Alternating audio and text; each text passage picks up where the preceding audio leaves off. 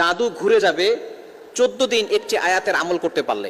যে আপনার উপরে জাদু করেছে তার জাদু তার উপরে চলে যাবে। অনেক সময় আমাদেরকে ব্ল্যাক ম্যাজিক করা হয়, জাদুটোনা করা হয়, আমরা অসুস্থ হয়ে যাই, বিবাহ বন্ধ হয়ে যায়, সন্তান কথা শুনে না, স্বামী স্ত্রীর ভিতরে ঝগড়া লাগিয়ে দেয়। এই যে ব্ল্যাক ম্যাজিক, জাদুটোনা যে করবে তার উপরে ঘুরিয়ে দেওয়ার চমৎকার একটি আমল রয়েছে।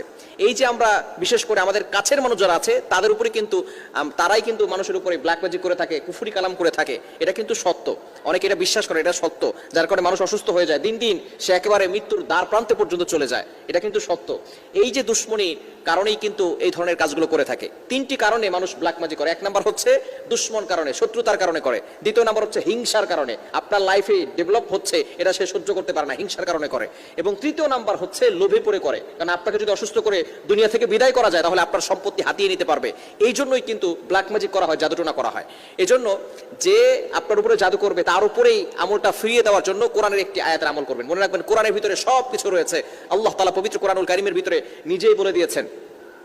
15 নম্বর পারা 9 নম্বর পৃষ্ঠা 2 নম্বর লাইন সূরা বানী ইসরাঈলের 82 নম্বর আয়াতে আল্লাহ তাআলা বলছেন, ওয়া নুনাজ্জিলু মিনাল কুরআন মা হুয়া শিফাউ ওয়া রাহমাতুল লিল মুমিনিন। আল্লাহ তাআলা এই মুমিনদেরকে কোরআনের ভিতরে শিফা দিয়েছে, কোরআনের ভিতরে রহমত রয়েছে, শিফা রয়েছে। এজন্য কি করবেন? এই আমলটি করতে হবে ফজরের নামাজের পরে এবং আসরের নামাজের পরে। মাস্ট বি আপনাকে 5 ওয়াক্ত নামাজ পড়তে হবে, আমল করতে হবে ফজরের নামাজের পরে এবং আসরের নামাজের পরে।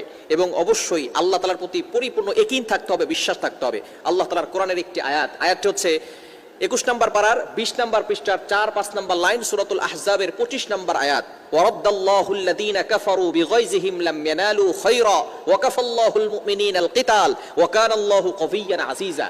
সূরাতুল আহজাবের কত নম্বর আয়াত? 25 নম্বর আয়াত। এই আয়াতটি দরকার মুখস্থ করে নেবেন, যেহেতু 14 দিন আপনাকে টানা আমল করতে হবে। আয়াতটি 21 নম্বর পারার 20 নম্বর পৃষ্ঠার 4-5 নম্বর লাইন সূরাতুল আহজাবের 25 নম্বর আয়াত। এটা ওয়ারাদ্দাল্লাহু আল্লাযীনা কাফারু বিগাইযিহিম লাম ইয়ানালু খায়রা ওয়া কাফাল্লাহুল মুমিনিনাল কিতাল। আমলটি কিভাবে করবেন আমি আপনাকে বলে দিচ্ছি। ফজরের নামাজের পরে এবং আসরের নামাজের পরে প্রতিদিন 2 বারে আমলটি করতে হবে। টানা 14 দিন আমলটি করবেন। ফজরের নামাজের পরে আপনি বসবেন, বসে আয়াতুল কুরসি একবার পড়বেন, পড়ে এরপরে আপনি আউযু বিল্লাহি মিনাশ শাইতানির রাজিম একবার পড়বেন। এরপরে আপনি এই আয়াতটি পড়বেন, ওয়ারাদ্দাল্লাহু আল্লাযীনা কাফারু বিগাইযিহিম লাম ইয়ানালু খায়রা ওয়া কাফাল্লাহুল মুমিনিনাল কিতাল ওয়া কানাল্লাহু কাবিয়্যান আজিজা। এই আয়াতটি পড়ে আপনি বুকে ফু দিবেন, এরপরে হাতে ফু দিবেন, এরপরে পুরো শরীরটাকে আপনি মাসাজ করে দিবেন। এভাবে আপনার যতটুকু হাত যায় মাসাজ করে দিবেন ইনশাআল্লাহ। তাহলে এভাবে 11 বার পড়বেন। কয়বার? 11 বার। এই আয়াতটি 11 বার আমল করবেন।